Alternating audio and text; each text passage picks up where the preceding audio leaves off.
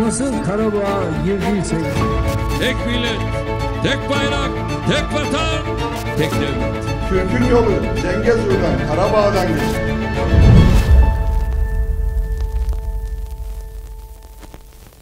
Բարև ձեզ, եթերում իրական Թուրքիա նախագիծն է։ Եվրոպական հանձնաժողովը հրապարակել է Թուրքիայի վերաբերյալ տարեկան զեկույցը։ Այն ընդգծում է, որ երկիրը շարունակում է կարևոր լինել Եվրամիության համար որպես հիմնական գործընկեր, սակայն անդամակցության բանակցությունները գործնականում կանգ են առել 2018 թվականից։ Զեկույցում իհարկե անդրադարձ կա Հայաստանին, նշված է, որ Թուրքիան ունի աճող ներկայություն եւ աշխարհաքաղաքական հավակնություններ Հարավային Կովկասում եւ Կենտրոնական Ասիայում։ Թուրքիայի եւ Հայաստանի միջև հարաբերությունների կարգավորման գործընթացը շարունակել է առաջ շարժվել երկու հատուկ ներկայացուցիչների միջև շփումներով, երկկողմ բանակցություններով եւ վստահության ամրապնդման քայլերով։ Զեկույցում նշված է, որ նշանակալից իրադարձություն էր Հայաստանի վարչապետի պատմական այցը Թուրքիա հունիսի 20-ին, որտեղ նա հանդիպեց Թուրքիայի նախագահի հետ։ Չնայած Թուրքիան հրապարակավ հայտարարել է, որ Հայաստանի հետ հարաբերությունների կարգավորման համար նախապայմաններ չկան, գործնականում առաջընթացը կապում է Հայաստանի եւ Ադրբեջանի միջև խաղաղության բանակցություններում զարգացումների հետ։ Եվրազեկույցում նշվում է, որ Թուրքիա-Հայաստան սահմանը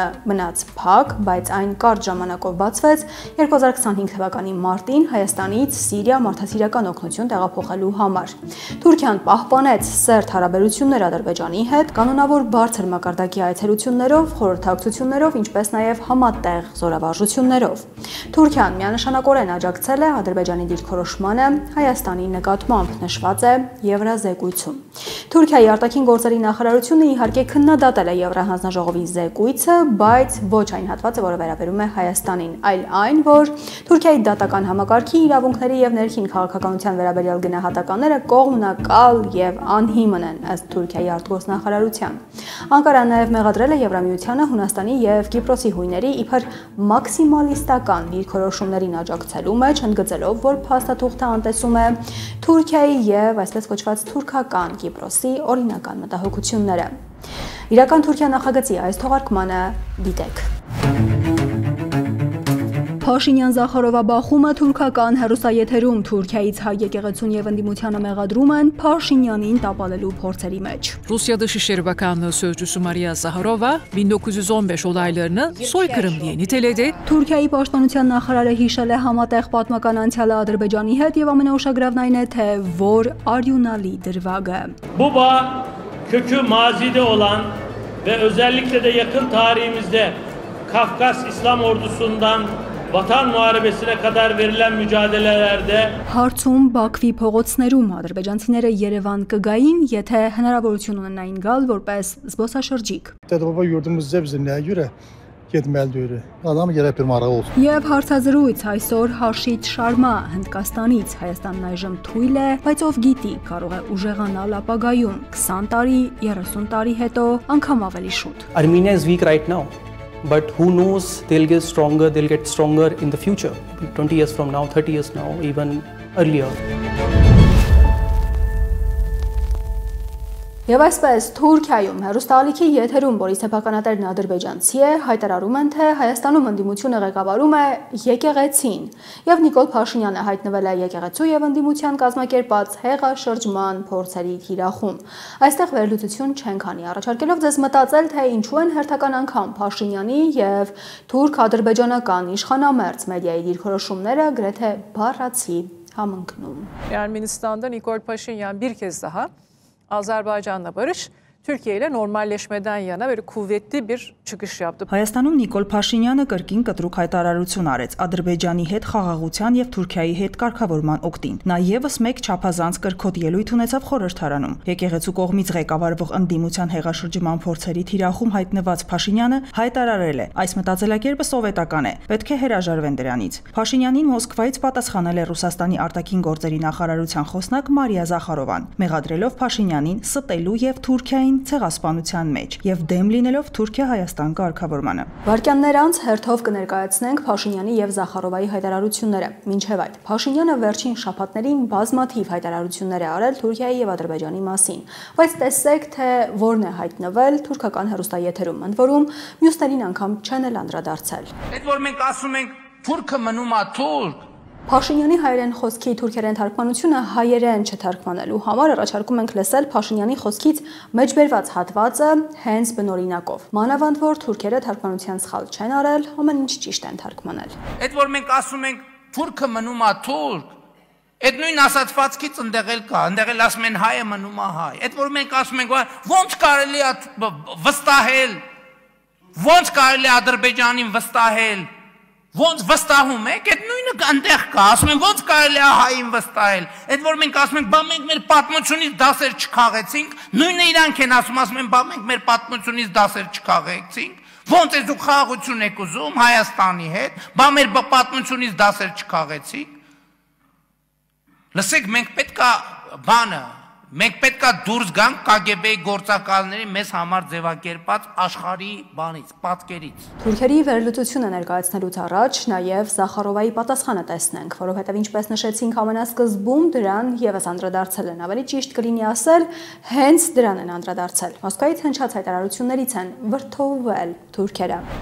Ռուսաստանի արտաքին գործերի նախարարության պաշտոնական ներկայացուցիչ Մարիա Զախարովան իր տելեգրամի ալիքում գրել է, որ Հայաստանի վարչապետ Նիկոլ Փաշինյանը հայերի եւ թուրքերի պատմական խնդիրների մեջ մեղադրել է Խորհրդային Միության պետական անվտանգության կոմիտեին, KGB-ին։ KGB-ն ստեղծվել է 1954 թվականին, հայերի ցեղասպանությունը Օսմանյան կայսրությունում սկսվել է 1915 թվականին, գրեթե 40 տարի առաջ KGB-ի ստեղծումից, նշել է Զախարովան։ Հիմա ինչպես են ներկայացրել այս ամենը թուրքական հեռուստաեթերում։ Նախ Հայաստանի ընդդիմությանը եւ հայ եկեղեցին նաեւ ռեպորտաժի տեքստում բնորոշել են որպես պատերազմը վերսկսելու քարոզչություն անող Փաշինյանին դրան հակառակվող։ Barış karşıtları ve rövanşistlerin yeniden savaş propagandasına karşı çıkan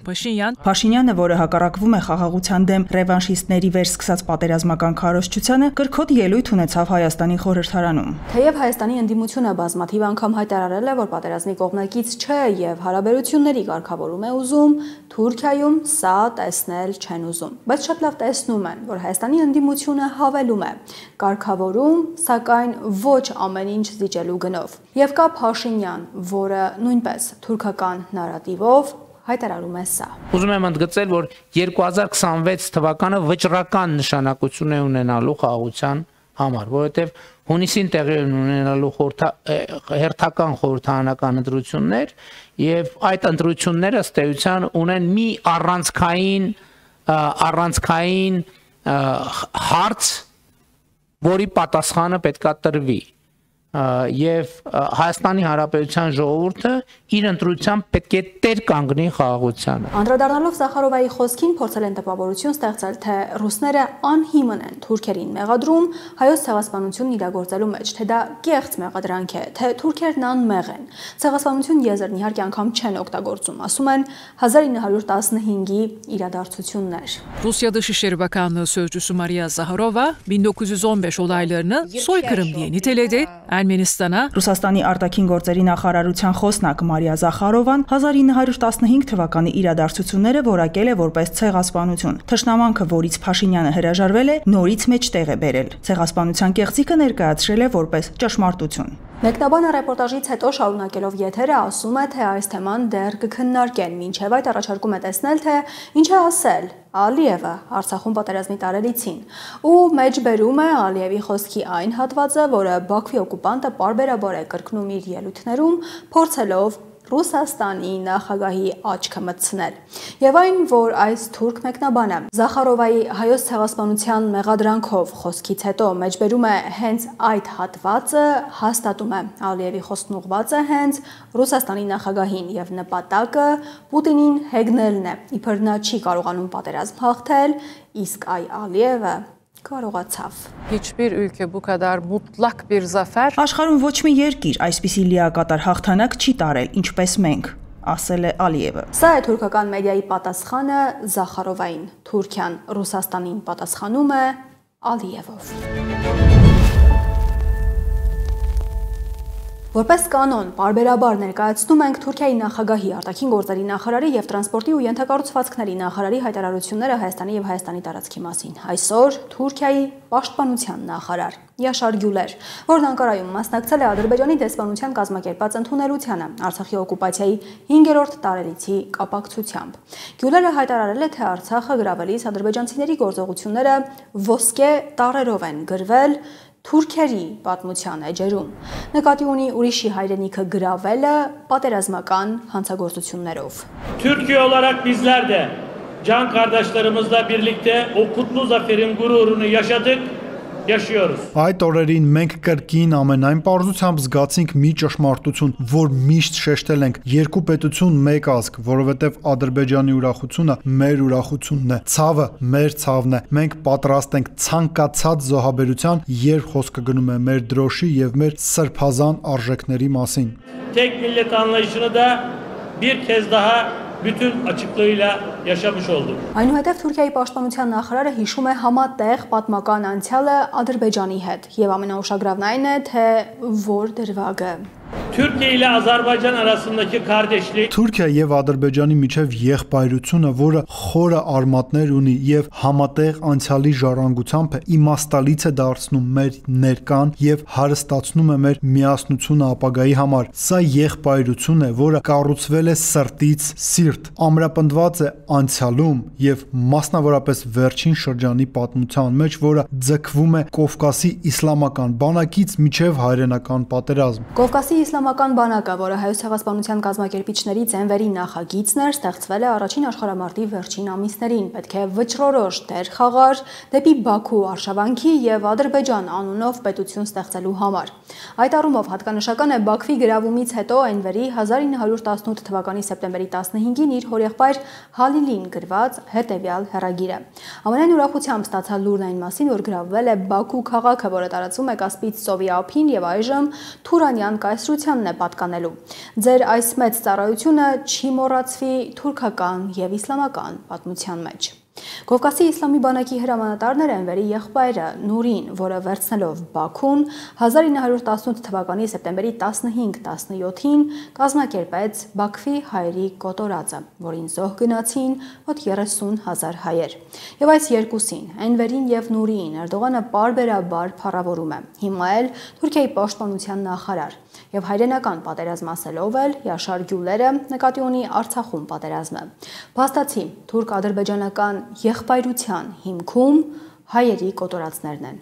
Այնուհետև Թուրքիայի պաշտպանության նախարարը խոսում է ներկայի մասին։ Türk ve Azerbaycan Silahlı Kuvvetleri artık yalnızca dost değil,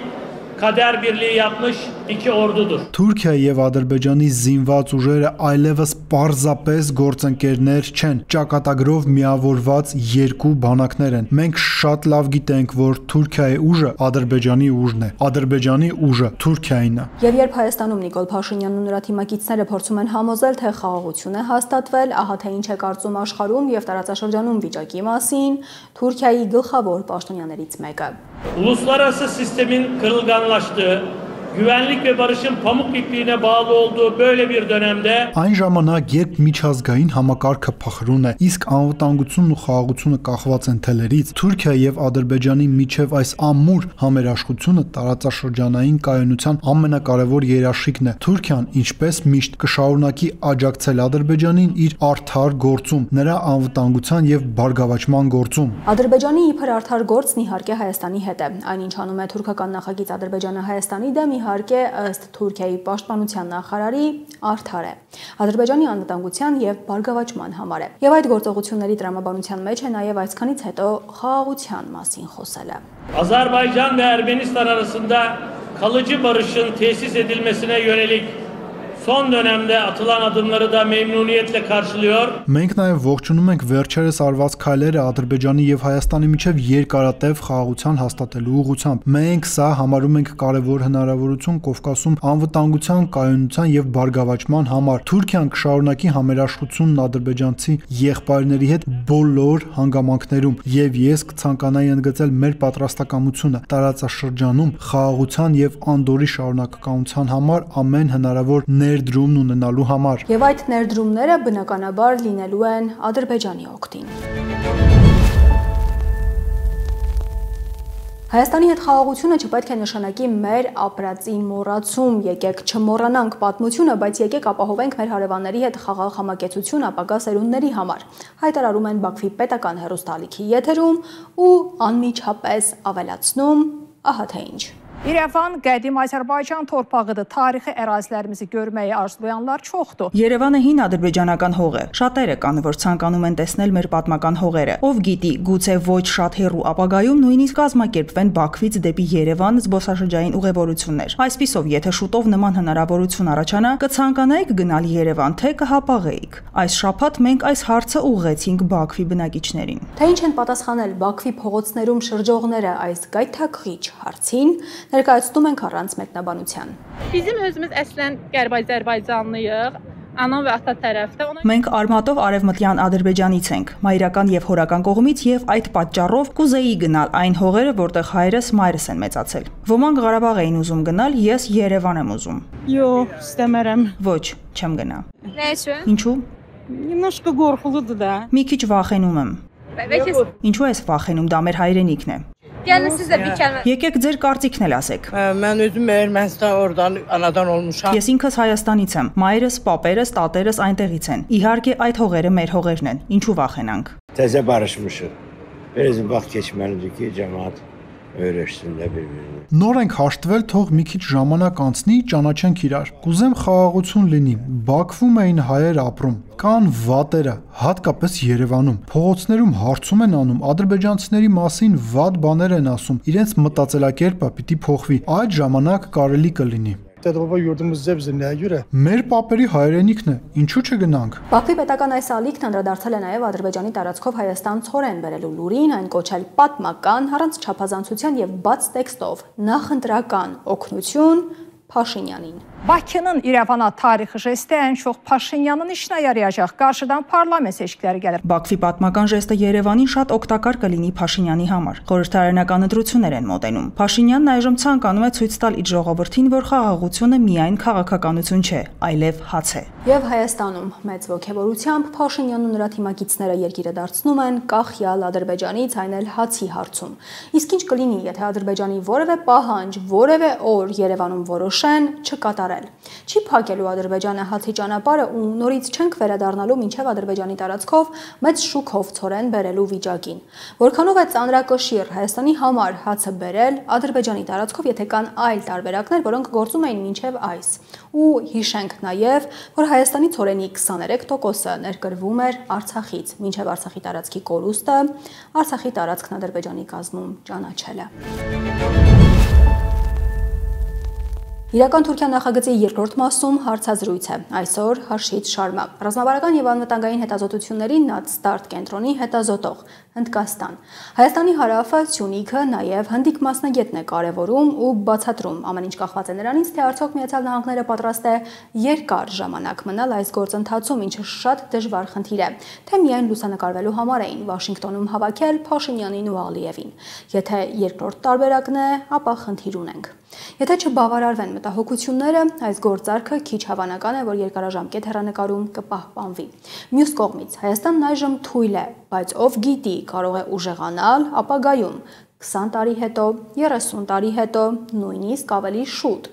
Թուրքերն ուզում են իրենց հարցերը լուծել մինչև այդ եւ ունեն լուրջ դաշնակիցներ։ Thank you very much for joining us here on the Շնորհակալություն մեզ միանալու համար եւ առաջարկում եմ հարցազրույցը սկսել Հայաստան-Հնդկաստան հարաբերությունների ամենակարևոր դրվագով։ Հայաստանը Հնդկաստանից գնում է ռազմատեխնիկա։ Հայաստանի հետաքրքրվածությունը հասկանալի է, որն է Հնդկաստանի մոտիվացիան Հայաստանի հետ հարաբերությունները զարգացնելու մասով։ What is the motivation for India to develop relations with Armenia? India comprises of 1/6 of humanity. We are the world's almost 16.5% of the total population. And we are living in 2.4% of the total Հնդկաստանում ապրում է մարդկության 1/6-ը։ Մենք կազմում ենք աշխարհի ընդհանուր բնակչության գրեթե 16.5%-ը եւ ապրում ենք ընդհանուր տարածքի 2.4%-ում։ Այս թվերը նշում եմ ամենասկզբում բացատրելու, որ մենք բնականաբար զարգացել ենք աշխատելով եւ կառուցելով մասշտաբային նախագծեր, որոնք նաեւ արդյունավետ են ծախսերի առումով։ Վերջին շրջանում Հնդկաստանը կենտրոնացել է սեփական ներքին պաշտպանական ռազմական արդյունաբերության կառուցման վրա։ Within 10 years, in 2016, the total defense was around $9 billion US. And by the end of this year, it will be around $25 billion US. Ուրախ եմ նշել, որ 10 տարի առաջ 2016 թվականին մեր ներքին ռազմաարդյունաբերության ընդհանուր արժեքը կազմում էր մոտ 9 միլիարդ ԱՄՆ $, իսկ այս տարվա վերջին այն կկազմի մոտ 25 միլիարդ $։ Ընդ որում ռազմաարդյունաբերության արդյունքների 22%-ը ստացվում է մասնավոր հատվածից, ինչը հսկայական նվաճում է, քանի որ դարասկզբին մասնավոր հատվածին նույնիսկ չէր թույլատրվում դեռ խաղալ այս ոլորտում։ Եվ սովորաբար, որպեսի ցանկացած երկիր պահպանի իր ներքին ռազմաարդյունաբերության ցուցանիշներն ու զարգացնի, պետք է քայլեր անի կայուն արտահանման շուկաների ուղղությամբ։ Եվ մինչ մենք փնտրում էինք համագործակցություններ, Հայաստանը փորձում էր դիվերսիֆիկացնել իր ռազմաարդյունաբերական գնումները։ Հետևաբար մեր գործընկերությունը կորակեի բնական։ So while we were looking for partnerships, Armenia was trying to diversify its own defense partnerships, and that's why I would call it more of a natural partnership. We have been witnessing how Վերջին ամիսներին ականատես եղանք, թե ինչպես է Հայաստանը հաստատում դիվանագիտական հարաբերություններ Պակիստանի հետ։ Սա մտահոգում է Հնդկաստանին։ Պատասխանի ցանկացած տարբերակի պարագայում ինչու։ Well, not at all. We know how to Ամենևին ոչ։ Մենք գիտենք ինչ է նշանակում ապրել դժվար հարևանների կողքին։ Լիովին հասկանում ենք, որ բոլորն իրավունք ունեն կառուցել ինքնիշխան հարաբերություններ, երկկողմ հարաբերություններ ցանկացած երկրի հետ։ Մենք էլ ունենք մեր երկկողմ հարաբերությունները Ադրբեջանի, Վրաստանի եւ մնացած բոլորի հետ։ Եվ ի դեպ մեր երկկողմ առևտուրն ավելի շատ Ադրբեջանի հետ է, քան Հայաստանի։ Նաեւ ուղիղ չվերթներ ունենք Ադրբեջանի հետ, ինչը մի փոքր իրոնիկ է, քանի որ մենք շատ ավելի լավ հարաբերություններ ունենք Հայաստանի հետ։ Եվ Ադրբեջանը զարգացնում է հարաբերություններ Պակիստանի հետ։ It's emerging axis. So we are perfectly Այո, դա ձևավորվող առանցք է։ Մենք խնդիր չենք տեսնում։ Պարզապես կցանկանայինք, որ Հայաստանը Պակիստանի հետ քննարկումների ժամանակ անդրադառնար ահաբեկչության թեմային, որը զգայուն է Հնդկաստանի համար։ Այդքանը։ Հայաստանը ինքնիշխան երկիր է, անկախ երկիր, կարող է ցանկացած երկրի հետ հարաբերություններ հաստատել։ So a couple of questions Գալով Հարավային Կովկասում մարտահրավերներին։ Նիկոլ Փաշինյանը պնդում է, Վաշինգտոնում ադրբեջանական կողմի հետ խաղաղության համաձայնագիր կոչվածը նախաստորագրելով խաղաղությունը հաստատվել է։ Հավատում եք, որ այս տարածաշրջանում խաղաղությունն արդեն իսկ հաստատվել է պարզապես խաղաղության համաձայնագիրը նախաստորագրելով։ So it's a very welcome step that diplomacy and dialogue have started in the region. The deal which was brokered by US on 8th August, it has not been ratified. It's not signed. So it's not. Ողջունելի է, որ այս տարածաշրջանում սկսվել է դիվանագիտություն եւ երկխոսություն, սակայն ԱՄՆ-ի միջնորդությամբ օգոստոսի 8-ի համաձայնագիրը դեռ վավերացված չէ։ Այն ստորագրված չէ։ Դա այս իմաստով համաձայնագիր չէ, ավելի շատ նման է փոխըմբռնման հուշագրի։ Ադրբեջանը պայման է դրել փոխել Հայաստանի սահմանադրությունը, որպեսզի վերջապես ստորագրի համաձայնագիրը։ Սա նշանակում է, որ դեռ շատ խոչընդոտներ կան։ Rivalry which both these countries have. So you also need to.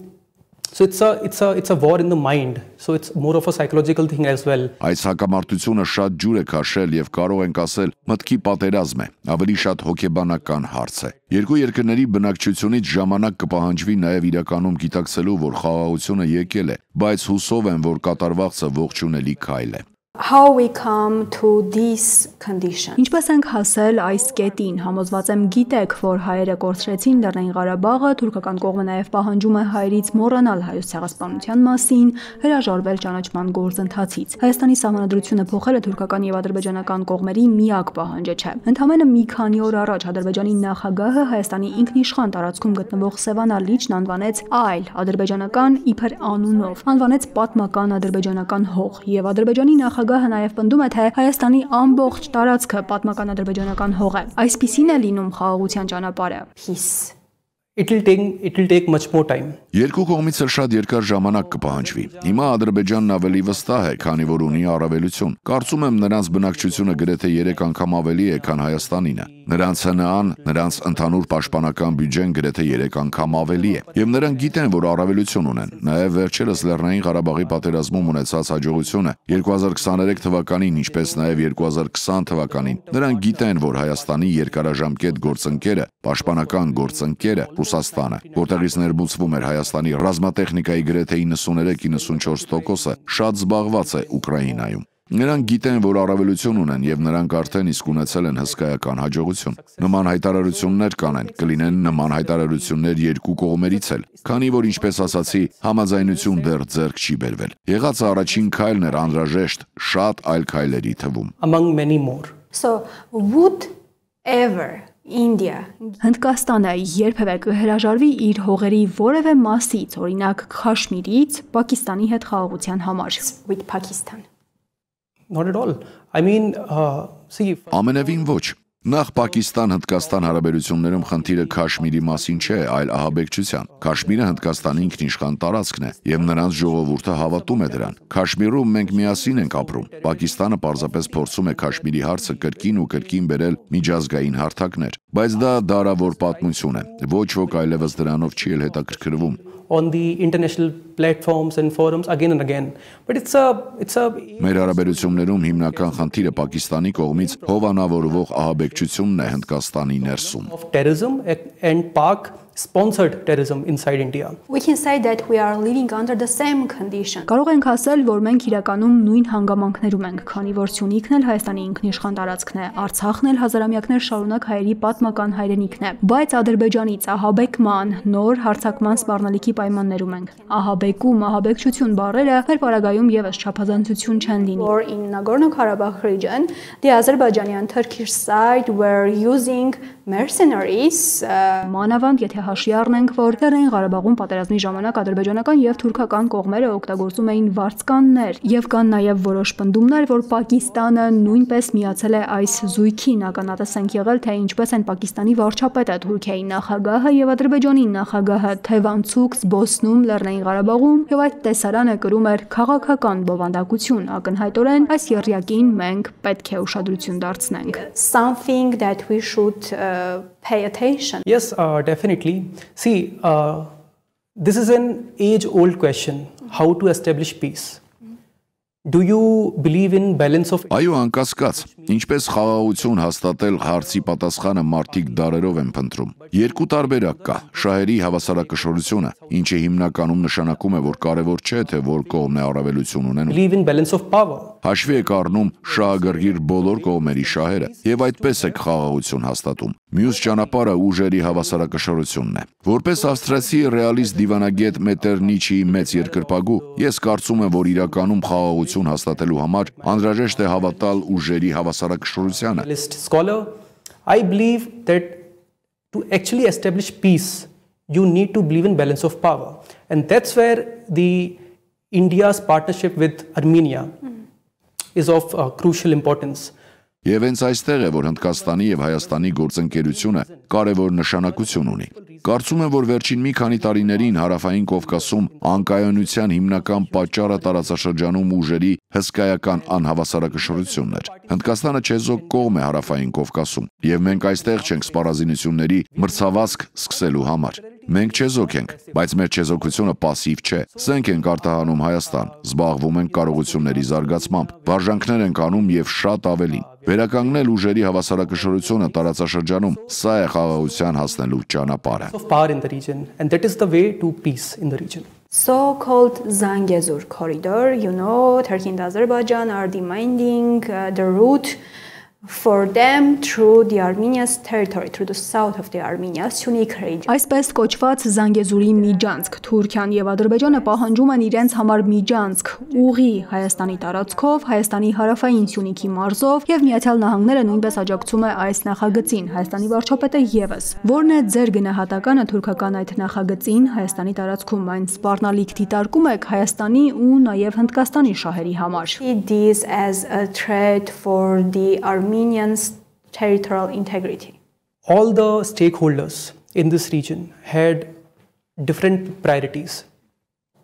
For instance, Armenia, especially after the 2020 conflict with Azerbaijan, has said that they are ready to, build a corridor, but that corridor will be built. Այս տարածաշրջանում բոլոր շահագրգիռ կողմերը տարբեր առաջնահերթություններ ունեին։ Օրինակ Հայաստանը հատկապես 2020 թվականի Ադրբեջանի հետ հակամարտությունից հետո ասել է, որ պատրաստ է միջանցք կառուցել, բայց այդ միջանցքը կկառուցվի Հայաստանի կողմից եւ կվերահսկվի Հայաստանի կողմից։ Մյուս կողմից Թուրքիան եւ Ադրբեջանն են ցանկանում վերահսկել այդ միջանցքը։ Այդ 42 կիլոմետրանոց միջանցքը Հայաստանի տարածքում, Հայաստանի հարավային այդ երկարևոր հատվածում։ Ռուսաստանը ավելի կասկածամիտ էր այս հարցում, քանի որ կարծում էր այդ Զանգեզուրի միջանցքը, որը միջին միջանցքի մի մասն է, կլինի հյուսիս-հարավ տրանսպորտային միջանցքի մրցակիցը։ The INSTC, the International North-South Transport Corridor. Then the USA intervened. Այնուհետև միջամտեց ԱՄՆ-ն եւ առաջարկեց Թրամփի ուղու գաղափարը, որի արդյունքում ըստ նրանց սահմանները կբացվեն։ Ադրբեջանը կապ կհաստատի Նախիջևանի, ապա Թուրքիայի հետ, բայց այս 42 կիլոմետրանոց միջանցքը կկառուցի մասնավոր ընկերություն։ Սա ընդունելի էր բոլորի համար եւ համաձայնության եկան։ Corridor will be built by one of the private companies and they'll maintain it. So it's like a sort of a middle ground for everyone to agree. Now, if US is ready to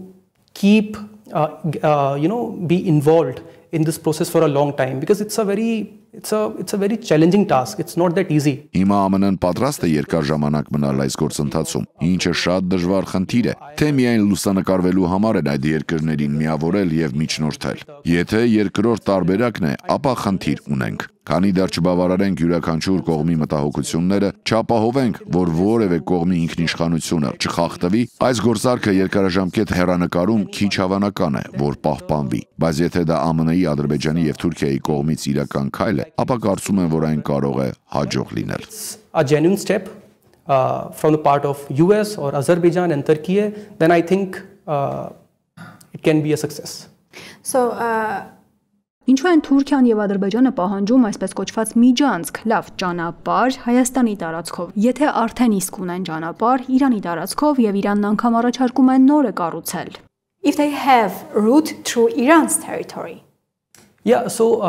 that's one more thing. Iran in all this has proposed that a corridor can be built, but it can pass through the territory of Iran. Սա էլ խնդրի մեկ այլ կողմն է։ Իրանն առաջարկել է իր տարածքում կառուցել միջանցք Թուրքիան եւ Ադրբեջանը կապելու համար, որովհետեւ Հայաստանի տարածքով միջանցքի պարագայում Իրանը բախվում է ԱՄՆ-ի ներկայությանը, արդեն իսկ սահմանակից լինելով ՆԱՏՕ-ի անդամ Թուրքիայի հետ։ Հայաստանի տարածքով ԱՄՆ-ի ներգրավվածությամբ ուղին խնդիր է Իրանի ազգային անվտանգության համար։ Մյուս կողմից թուրքերի ինքնության հարցն է։ Նրանք ցանկանում են միավորվել։ Թուրքիան եւ Ադրբեջանը թյուրքական պետությունների կազմակերպության անդամ են։ Կառուցում են նոր քաղաքական ուժ այդ կազմակերպության մյուս անդամների Ղազախստանի, Թուրքմենստանի հետ, փորձում են միավորվել։ Հայաստանն այժմ թույլ է, բայց ով գիտի, կարող է ուժեղանալ ապագայում 20 տարի հետո, 30 տարի հետո, նույնիսկ ավելի շուտ։ So they need to be connected. And Armenia is weak right now. But who knows?